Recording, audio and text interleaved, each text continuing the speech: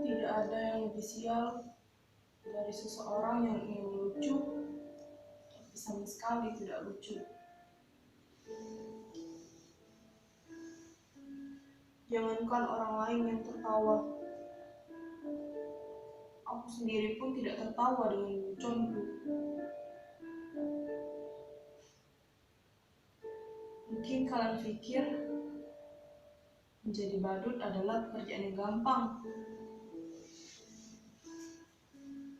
Tapi kalau kalian menjadi aku, mungkin kalian akan mengerti. Tidak semudah itu membuat orang tertawa. Terutama ketika kalian sedang tidak ingin tertawa. Dan ketika kalian berada di zaman di mana orang-orang mudah tersinggung dan marah. Bisa-bisa hanya karena sebuah lelucon, kalian dipidanakan. Dianggap mencemarkan nama baik dan menghina. Aku mempunyai seorang sahabat yang juga seorang pelawak. Dia dipidanakan hanya karena membawakan sebuah lelucon, lalu dianggap menghina. Dia bercerita tentang seseorang yang memanjat pohon kelapa pukul 10 pagi. Lalu di atas pohon kelapa itu, orang tersebut mengumandangkan azan subuh. Sontak gempar satu kampung dibuatnya. Orang-orang berbondong-bondong mendatanginya, meneriakinya, menghujatnya, bahkan ada yang sampai ingin membunuh. Orang-orang itu berkata, "Turun kamu, dasar kafir." Bahkan ada yang berkata,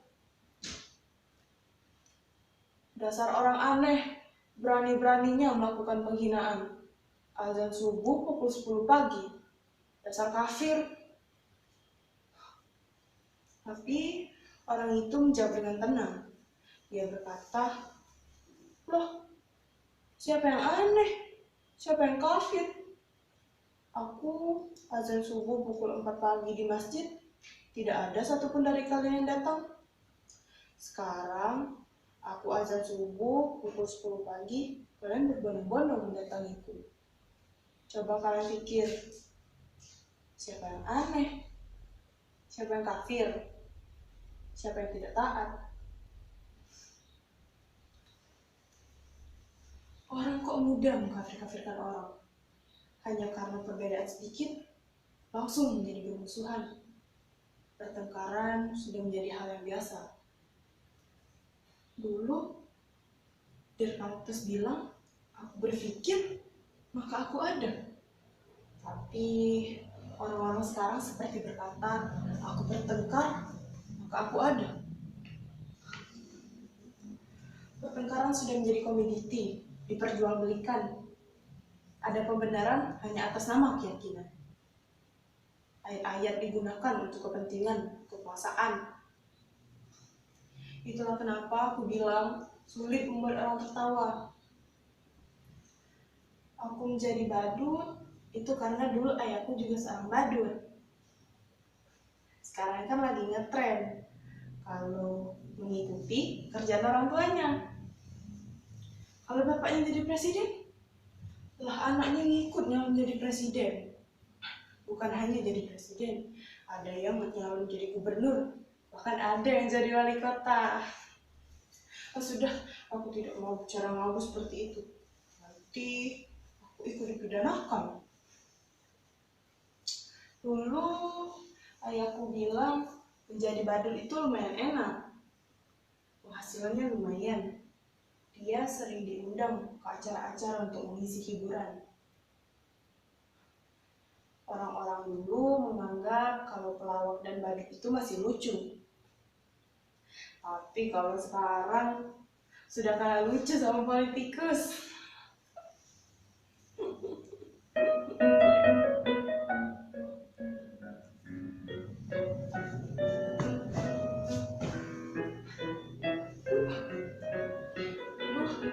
Aku gak nyangka mau bakalan datang.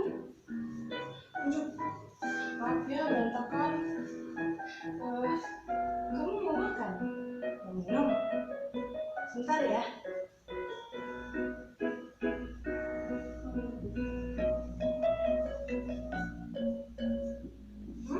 Kamu sudah kenyang?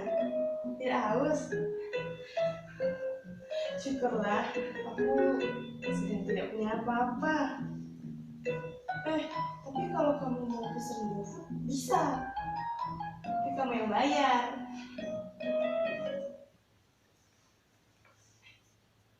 Loh, datang pacarku loh. Loh, kenapa natapnya aneh seperti itu? Badut kayak aku ini juga manusia. Falling in love. Bisa punya pacar.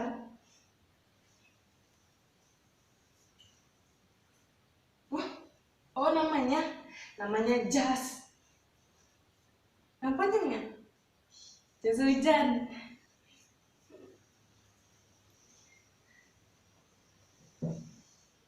Makasih ya sudah mau datang. Aku kira kamu sudah lupa sama aku. Makasih ya sudah ingat sama aku. Kamu kangen? Sama aku juga. Tapi pintu itu berat. Kamu gak akan keluar. Biar aku aja.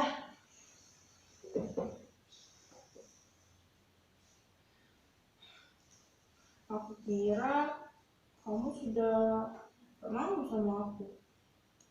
Katanya kamu punya pacar baru yang lebih kaya, lebih cantik.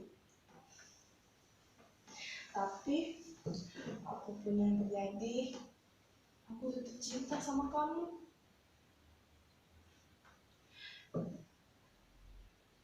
Sumpah I love you, I miss you.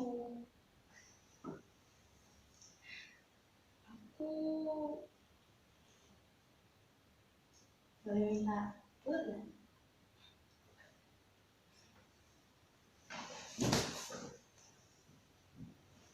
Loh, Jas? Jas? Jas?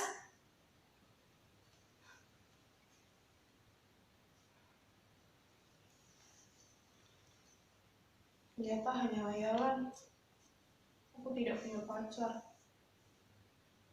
Sudah jadi badut. Jomblo pula. Nasibku benar-benar ambiar.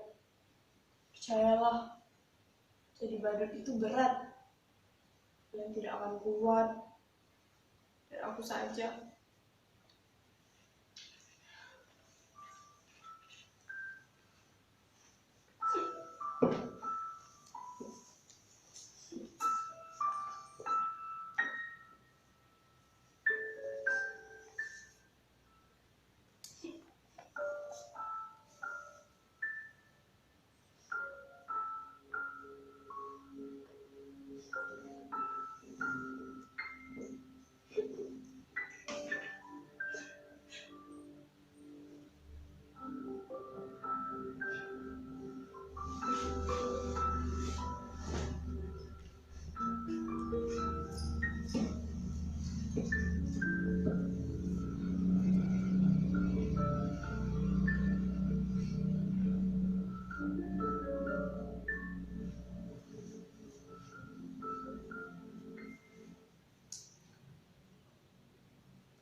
Kenapa kalian menatapku seperti itu? Ada yang aneh dengan tampilanku. Sudah aku katakan, hidupku ini benar-benar sial. Kalian lihat tampilanku. Aku begitu rapi, itu talente. Mungkin kini aku berpenampilan rapi, tapi aku tetaplah seorang badut. Masih benar-benar aneh. Selalu mempunyai kejutan-kejutan yang tidak pernah aku duga sebelumnya. Aku tidak pernah memimpikan ini.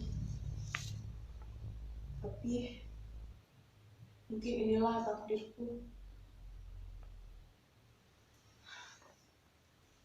Suatu hari, aku diundang untuk mengisi acara di sebuah kampanye partai. Menurutku, penampilan hari itu biasa saja, bahkan tidak lucu sama sekali. Tapi entah mengapa, orang-orang yang hadir terbahak-bahak. Aku hanya menjentikkan jariku, mereka tertawa. Aku hanya menggoyangkan pinggul, mereka tertawa. Bahkan aku hanya berdiri diam, mereka makin terbahak. Mereka terhibur dengan penampilanku yang begitu konyol dan tolol. Aku tidak pernah merasa lebih tolol dari itu.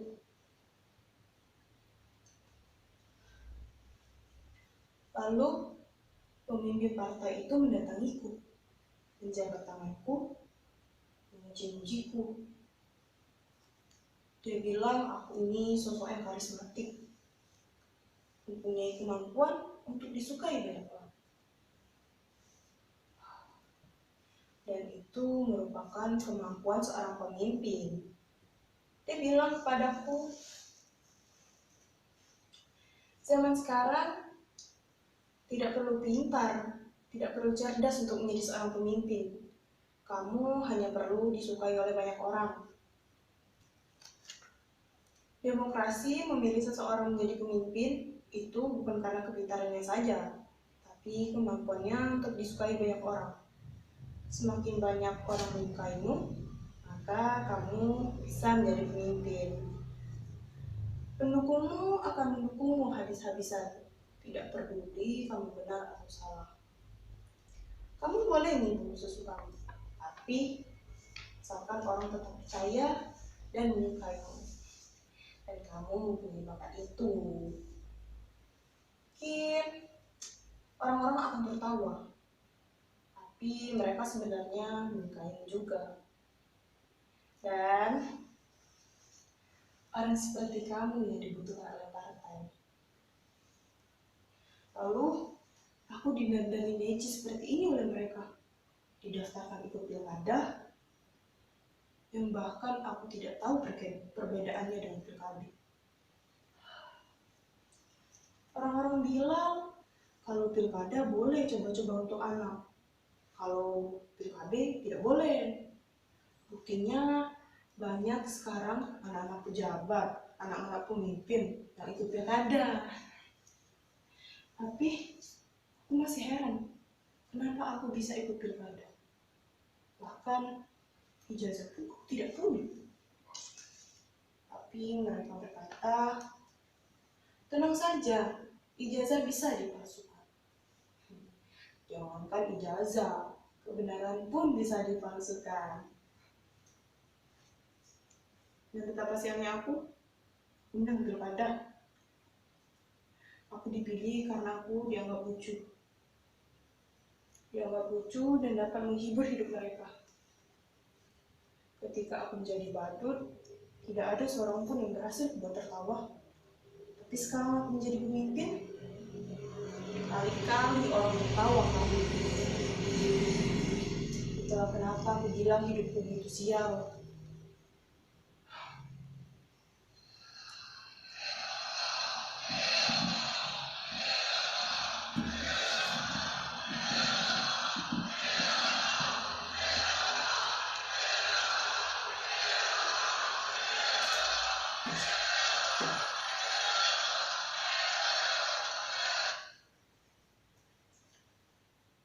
Betapa sialnya nasibku, dulu menjadi badut, sekarang menjadi pemimpin pun tetap menjadi badut. Badut yang mereka atur, badut yang membuat mereka terhibur. Sungguh, menjadi badut itu berat. Kalian tidak akan kuat. Biarkan para pemimpin saja